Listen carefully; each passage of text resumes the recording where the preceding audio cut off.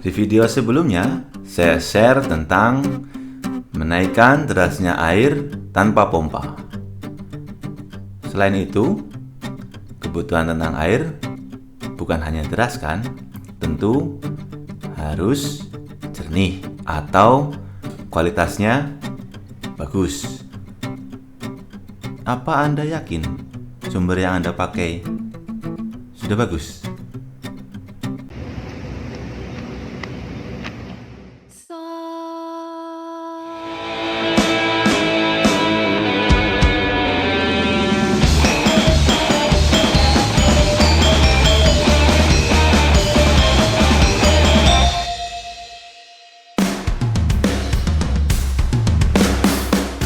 Halo, selamat datang di Share Apa Bain. Semoga Anda senantiasa sehat, sejahtera, dan sukses selalu. Kali ini saya akan share tentang mencegah tandon air agar tidak kotor. Di sini saya menggunakan filter air dan disinfektan. Bagaimana caranya? Langsung kita masuk.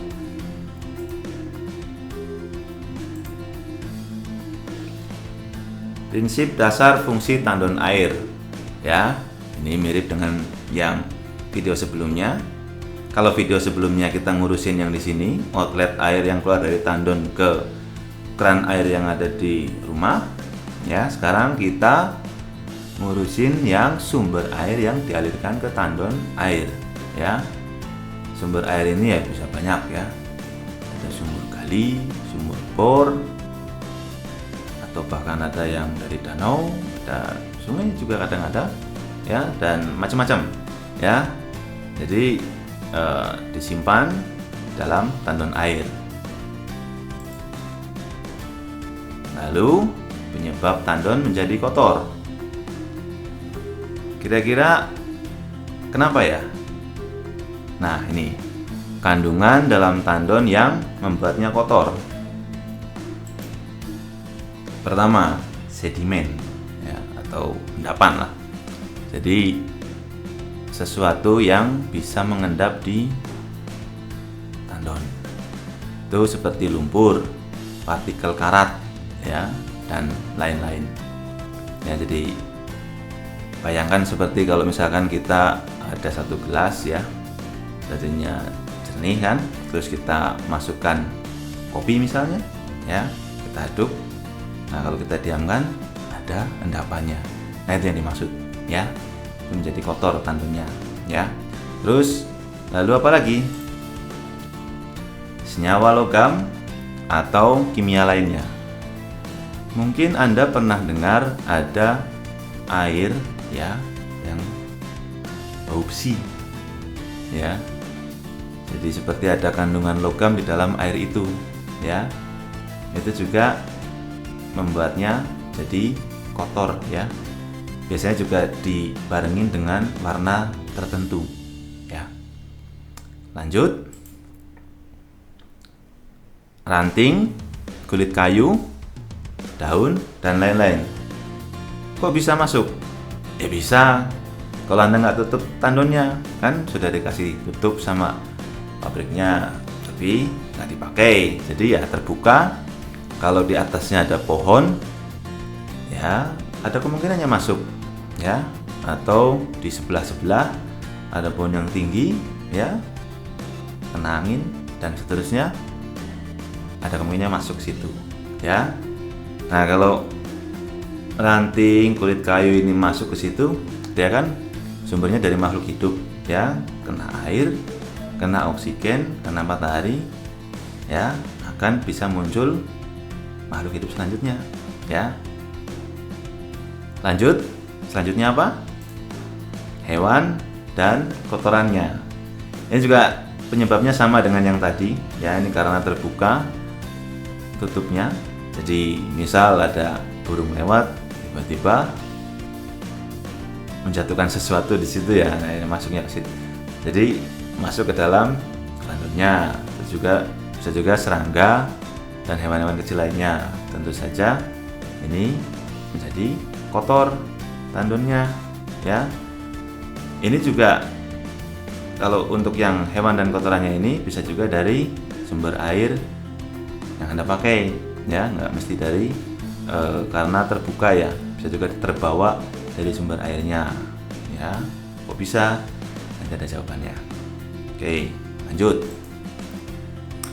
Ini ide yang saya tawarkan kepada Anda, ya, mencegah tandon air agar tidak kotor.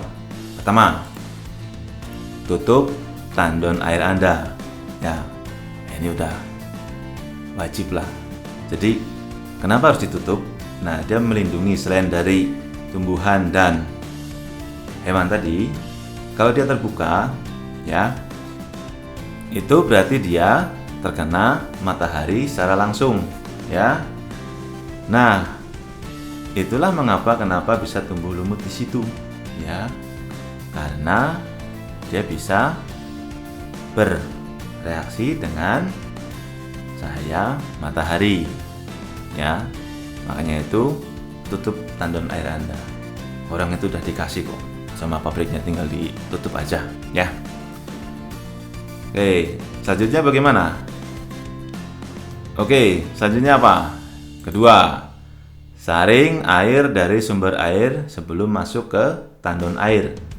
Itu tadi, ya, kita menyaring dari sumber airnya. Misalnya tadi dia ada hewan kecil yang terbawa, ya. Kalau ada saringan, tentu saja dia ketahan di saringannya, ya. Terus apalagi tadi, lumpur, ya. Lumpur itu juga sama, ketahan di saringannya, dia nggak langsung masuk ke tandon.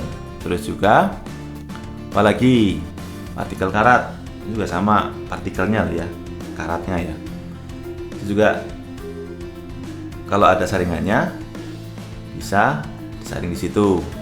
Terus kandungan logam, ya, kalau kita punya saringannya yang untuk logam itu juga kesaring di situ, nggak langsung masuk ke tandon, ya.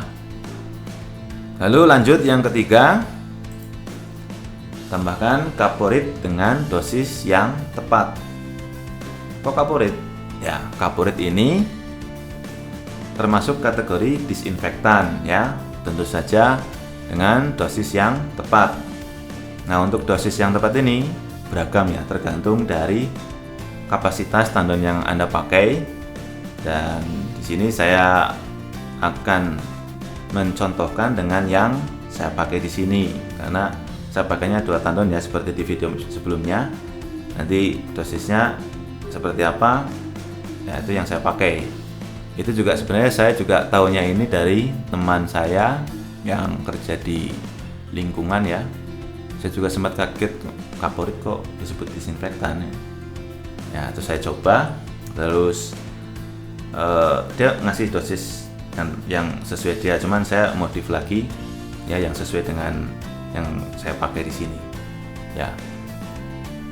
Oke, terus apa lagi? Minimalkan sambungan pipa yang mudah berkarat, ya. Itu juga mencegah karat itu tadi partikelnya terbawa dan juga kandungan logam, ya. Sambungan pipa ini maksudnya gimana? Ya, sambungan pipa, ya, seperti stop kran, elbow, ya, dan lain-lain. Ya, Anda tahu sendiri apa yang mudah berkarat dan yang tidak mudah berkarat, banyak di toko, tinggal Anda saja. Nah, loh, kok di luaran sana ada orang bilang kalau jernihin air itu harus pakai tawas atau harus pakai kapur. Nah, itu harus dilihat dulu. Kalau masalah tawas dan kapur itu kaitannya dengan pH, ya. Memang kelihatannya jernih, ya, tapi kualitas air itu ada ditentukan juga dari pH, ya. Makanya kenapa saya nggak tampilin di sini, karena itu butuh perhitungan, ya. Nah, kalau mau detail, Anda bisa lihat banyak ya di jurnal, ya, bisa dari universitas atau undang-undang, itu juga ada undang-undang tentang lingkungan, ya. Anda itu bisa download PDF-nya di yang website belakangnya itu .go.id, artinya government, ya, yaitu lebih terjamin lah downloadnya, ya, ketimbang yang bukan itu. Oke, Kembali lagi ke pH. Jadi pH itu intinya asam dan basa, ya. Untuk nilai yang netral, yang disarankan, yang bagus kualitas airnya itu di sekitaran angka 7. Nah, kalau tadi kita pakai tawas, ya, karena itu masih keruh, kita tambah lagi tawasnya, ya kan? Masih keruh, tambah lagi tawasnya, itu resikonya dia airnya menjadi asam, ya. Begitu juga sebaliknya, kalau kapur pakainya kan, wah ini kurang jernih, tambah lagi kapurnya terus, ya, itu resikonya akan menjadi basa. Nah, bagaimana cara kita tahu itu asam apa basa? Ya, itu ada alatnya, ya. Kalau saya di sini pakainya seperti ini, ya. Ya, banyak di toko, Anda tinggal bilang aja alat ukur untuk pH air, ya. Ada banyak beragam, ya, seperti ini. Jadi ada rumusannya, nggak asal itu kalau main tawas atau kapur. Oke, kita lanjut ya. Cara mencegah tandon air agar tidak kotor. Ini adalah cara yang pertama, memakai filter FRP, ya. Tinggal Anda datang ke toko saringan air, bilang aja filter FRP, ya. Itu biasanya nanti disuruh membawa sampel air yang ada di rumah atau yang Anda pakai. Nanti tinggal taruh sana, nanti dirumuskan sama mereka kapasitasnya harus bagaimana, campurannya bagaimana, itu sudah jadi. Pokoknya kita taunya jadi, simpel, tapi harganya lumayan, ya, jutaan lah, ya. Anda bisa cek sendiri, tanya-tanya sendiri, ya. Terus kenapa di sini ada muncul gambar pompa air, ya? Karena air yang melewati saringan itu pasti akan melambat debitnya, ya. Dan diperlukan pompa, ya, untuk biar bisa menjaga, karena kan kita kalau ngisi air itu kan ke atas, ya, ke tandon, ya, ya, untuk jaga ini tuh biar nggak loyo airnya, ya. Lalu ide yang lain apa? Nah, ini ada yang lebih murah dari ini, ya.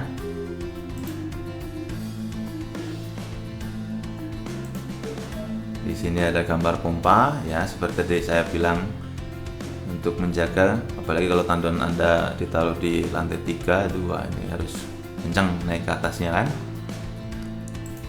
Terus cek valve, ini apa fungsinya, nanti kita biar lengkap dulu. Sini ada tempat untuk menaruh kaporit di sini. Nah, ini filter cartridge, ya. Ini juga ada di toko saringan air. Anda tanya saja filter cartridge, ya. Di sana ada banyak model casingnya, ya. Di sini saya sengaja memunculkan dua, ya. Ada yang transparan, ada yang warna biru. Itu terserah Anda saja pakainya yang mana. Tapi kalau saya pakainya yang tidak transparan. Karena apa? Karena ini pasti kotor, ya kan, karena buat nyaring dari sumber air, ya, pasti kotor. Jadi ya biar enak dilihat aja lah, jadi pakai warna. Kebetulan saya pakainya warnanya biru, ya. Nanti bisa dilihat di videonya. Ada juga warna yang lain, warna putih dan macam-macam ada di toko, ya. Terus ini kenapa kaporit taruhnya di sini, ya? Kaporit itu karena saya pakainya yang tablet, ya. Itu kan dia setelah larut di air tuh ada semacam partikel yang larut di situ, ya. Nah, itu kalau masuk ke tandon, ya berarti jadi endapan di sana, kan gitu. Makanya saya taruh di sini, ya, biar dia tersaring duluan di sini pertama ini, ya, terus tersaring lagi sampai ke tandon air. Nah, cek valve di sini ngapain ini, ya? Ini fungsinya biar kaporit yang terlarut di sini itu tidak kembali ke sana. Pada saat pompanya mati, dia tidak lari kemana-mana, gitu kan. Jadi kalau cek valve, ya sudah, dia nggak mungkin masuk ke pompa atau sumbernya. Jadi dia larinya ke sana, gitu, ya. Terus cara pakainya gimana ini? Nah, ini tinggal Anda pasang aja urutannya, ya. Jadi setelah kaporit ini dipasang, bisa berjejer, bisa trap tingkat, dengan tergantung dari ruangan yang Anda miliki, ya, bagusnya bagaimana, ya. Di situ yang saya kenal itu ada 3, itu ada yang model spoon, ada yang model CTO, ada yang model GAC ya. Itu tergantung dari kondisi air yang mau kita saring, tidak sama ya. Jadi tergantung kondisi. Nah, Anda bisa tanya ke toko ya, itu apa namanya masing-masing model. Ini saya share sedikit yang saya tahu. Nah, yang pertama saya pakai ada spoon cartridge ya. Ini akurasi maksudnya adalah berapa sih yang bisa disaring sama dia. Nah, itu 1 mikron dan seterusnya. Maksudnya ini ukurannya ada 1 mikron, 5 mikron dan seterusnya. Nah, yang saya pakai ini 1 mikron. Mikron itu 1 mikronnya ya, itu 1/1000 mm. Anda kebayang milimeter kalau di penggaris itu ya, dengan kecilnya kayak gitu ya. Ini dibagi 1000 ya. Yang kecilnya kayak apa? Kebayang lah. Terus ini fungsinya untuk apa? Filter ini untuk pasir, lumpur, kotoran, partikel karat ya, yang sedimen yang tadi itu ya. Jadi dia pasang di sini, di pertama sini. Setelah dari kaporit pasang di sini ya. Ini untuk menangkap ya, memfilter lah, memfilter kalau ada lumpur, ada kotoran, dia ketahan di sini dulu ya. Bisa dipasang 1, 2, 3, 4 berjejer ya, terserah Anda. Cuman ya jangan kebanyakan, karena nanti kalau kebanyakan itu akhirnya bisa jadi malah harganya mirip-mirip dengan yang tadi, yang FRP ya. Kalau sama ya ngapain kan, mendingan pakai yang FRP kan lebih praktis, karena ini kita nyari yang hemat ya. Jadi ya secukupnya ya. Untuk harganya yang casing ini itu juga tergantung kapasitas ya. Nah, kalau yang ini kisaran itu mulai dari 100 ribuan rasanya. Coba dicek aja ke toko ya. Kisaran 100 ribuan itu untuk casingnya. Terus yang untuk isinya ini juga tergantung isinya ya. Ada spoon, ada CTO, ada GAC juga macam-macam harganya, tapi itu kisaran puluhan ribu aja ya.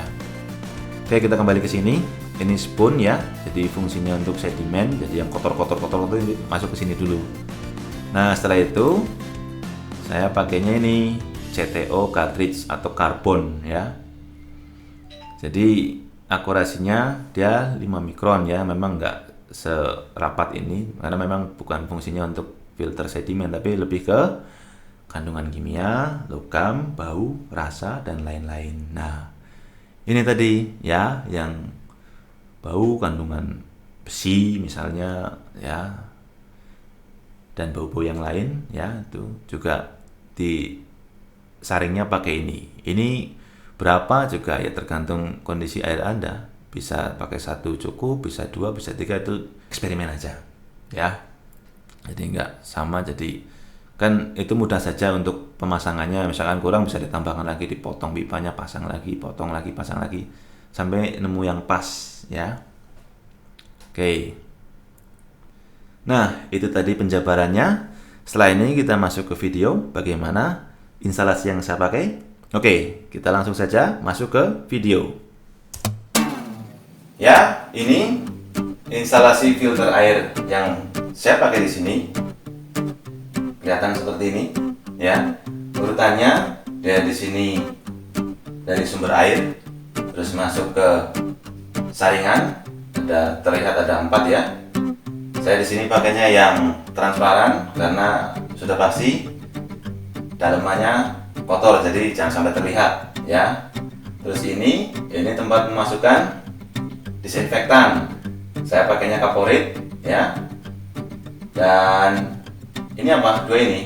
Saya pakainya yang spoon filter. 2 ini ya. Terus dari ke bawah saya pakainya yang CTO ya.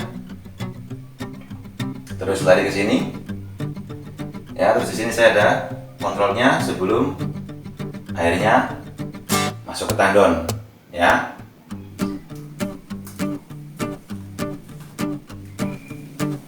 Ini yang saya pakai.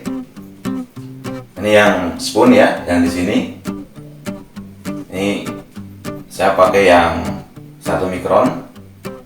Ini mereknya bebas saja, terserah Anda Ini beragam ya, kisaran belasan ribu lah ya. Anda bisa cek ke toko terdekat.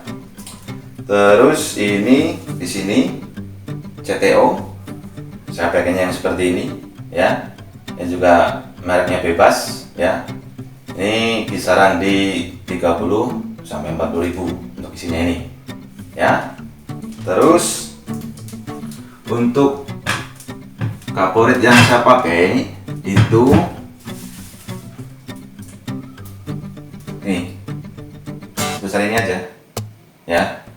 Masukkan di sini sudah ya.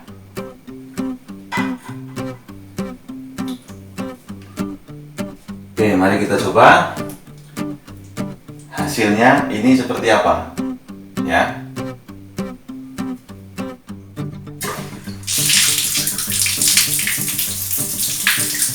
Seperti biasa, saya punya andalan seperti ini ya. Tujuannya biar jelas kelihatan ya.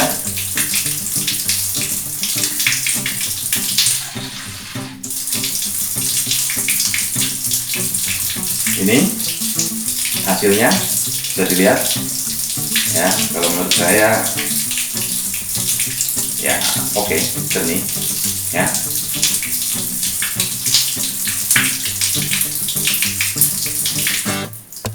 Oke, sekarang kita coba bongkar satu-satu. Apa benar ini bisa berfungsi menyaring seperti yang tadi saya sampaikan? Oke, kita buka satu-satu ya. Ini pakai alat ini juga ada di toko ya. Tinggal tanya aja, beli ini sama pembukanya biasanya banyak di situ ya.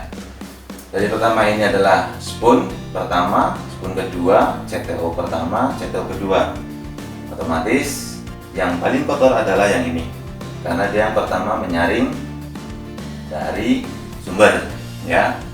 Terus yang kedua ini biasanya agak ya nggak terlalu kotor seperti ini, kotor tapi nggak separah ini ya. Terus yang bawah ini fungsinya bukan untuk menyaring kotoran, ini dia lebih ke bau, rasa ya seperti yang saya sampaikan. Terus ini kaporitnya kenapa di sini? Karena biar nggak langsung masuk ke tandon, karena dia bisa disaring dulu sama si spon ini ya, karena pasti ada partikel atau serpihan dari kaporit yang pada saat dia terkena air bereaksi itu pasti ada endapannya. Harapannya tersaring di spoon ini. Sebenarnya bagusnya ditaruh di sini, jadi ada dua spoon yang menyaring. Nah, pas sudah masuk sini sudah tinggal taruhannya saja. Oke. Sekarang kita coba bongkar satu-satu. Kita tutup dulu sumbernya, terus kita kuras biar tidak menyebar kemana-mana ya.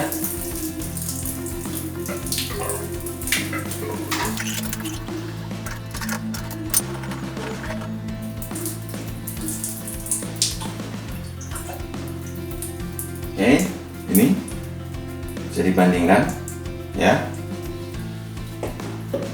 dengan yang tadi masih baru. Jauh sekali bedanya ya. Terus kita coba yang sebelahnya.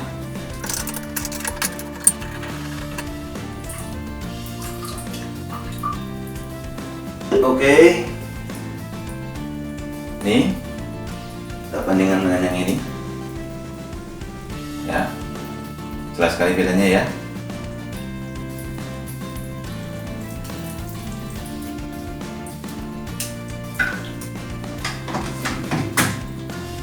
Terus kalau untuk yang ini CTO, ini fungsinya berbeda, bukan untuk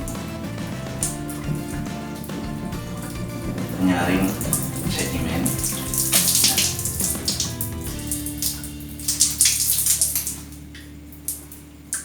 Ya. Terus ini yang terakhir ya, bisa dilihat. Oke, sekarang instalasinya kita pasang lagi ya.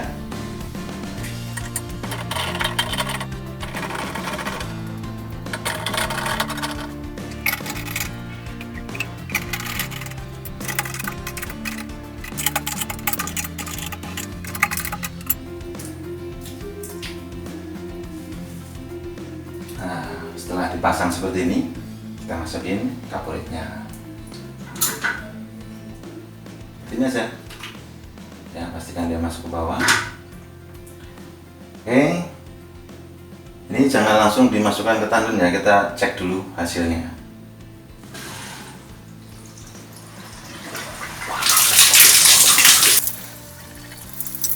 Jadi setiap sumber itu terdapat banyak karakteristik ya, nggak bisa disamakan ya. Ada yang keruh, ada yang tidak keruh tapi berbau, ada yang keruh dan berbau, ya itu masing-masing ya. Ada juga yang sudah kelihatan jernih tapi ada bau sesuatu, bukan yang logam ya.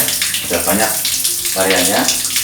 Jadi susunan ini tidak mesti sama, itu tergantung dari sumber yang ada di tempat Anda ya.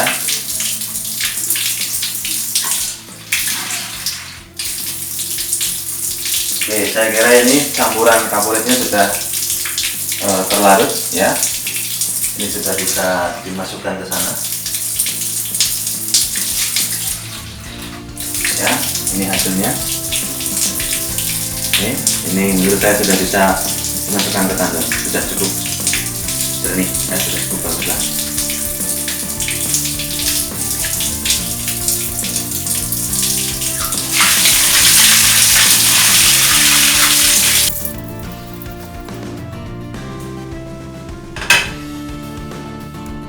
Oke, itu tadi share tentang mencegah tandon air agar tidak kotor. Mudah-mudahan ada manfaatnya. Jika ada yang dirasa kurang, silahkan tinggalkan di kolom komentar supaya kita bisa berdiskusi. Dan tunggu video kami selanjutnya. Sampai jumpa lagi. Dah.